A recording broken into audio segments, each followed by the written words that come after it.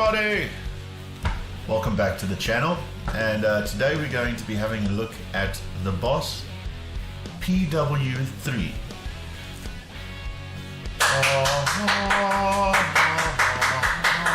It's a little bit bigger than a GT1, but it's a bit smaller than a GT100.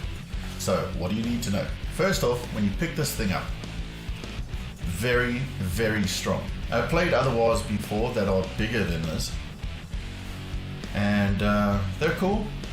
So when you give this one a go, because it's a little bit smaller, you might need to learn how to just maneuver your foot on it a little bit. It's the same as when I got my GP10 or my GT1, exactly the same thing. You learn. It takes you a week or so, then eventually you understand how to manipulate this thing correctly.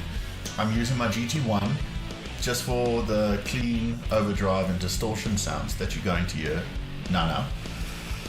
And this is going into the input of that. Before the hate comments come and go, oh, why are you using it if you have a GT1? This is for demo purpose. Small, so for all you pedal board guys that are looking for something small and compact to take on the road or overseas or anything, this guy works really cool. It will fit on very small boards. It's got enough resistance, if that makes sense. You know, it's not loose, so you've got to play it and you've got to learn how to work it. You've got your input and you got your output. Simple, like every other wah does. But a really cool feature is it's got a rich and a vintage mode. I believe the price range is pretty similar to the other pedals out there, but you got two choices. The rich mode is more your sort of Jimi Hendrix old school vibe, where it's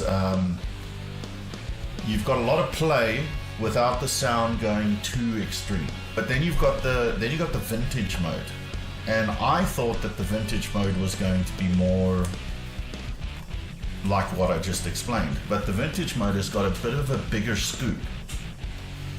So your bottoms are a little bit more, I'm not sure if your tops are more, but it just felt to me like the more I played slowly, the more sonic changing happened. I would use the vintage mode for anything where I want to really stand out with a solo. Where you want that bottom end, where you almost can't even hear the notes you're playing when you're a terrible guitar player like I am, where you just do this and it just sounds amazing. Your Kirk Hammett is your vintage mode. And then your rich mode is a lot more, you have a lot more clarity on what you're doing. It doesn't over distort, saturate your sound with the wah. Nice sturdy unit. Normal Boss power supply if you need. Otherwise on the back here, battery operated. On the old ones there used to be an LED sort of up here. Whereas on this one it's got an LED on both sides. So when your foot is over it, because it's such a small unit, you're getting a lot of illuminated red light around your foot, so you know that it's on. The first clip that you're going to see now, or the first two clips you're going to see, is the first mode is going to be in vintage and the second mode is going to be in rich. And it's sort of a mild overdrive, bluesy kind of vibe. And you're going to see how the two different tones compare.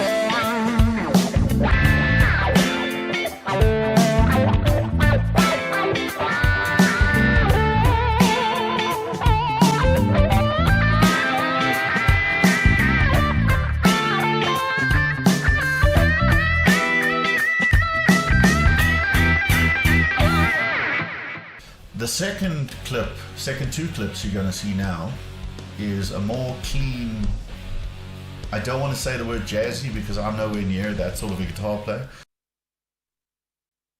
1, 2, 3, 4.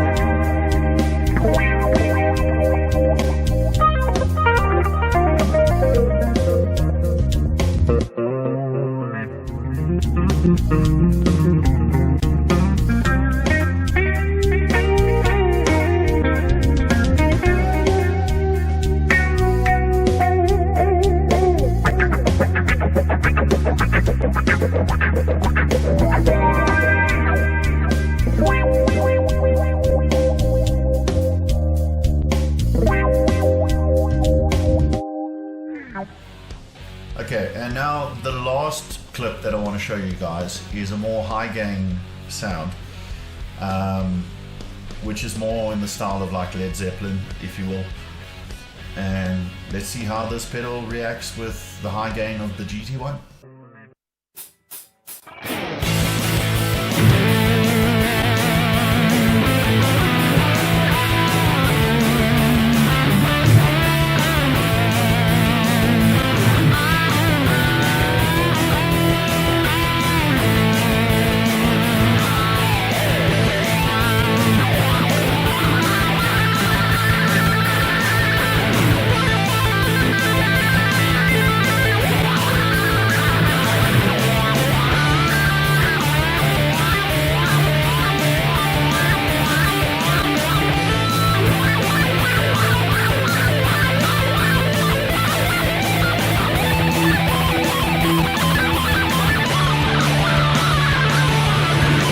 Okay, so as you can see, you can really find a place for this pedal in all kinds of genres, from clean jazzy to overdrive bluesy to high gain. There is a place for this pedal.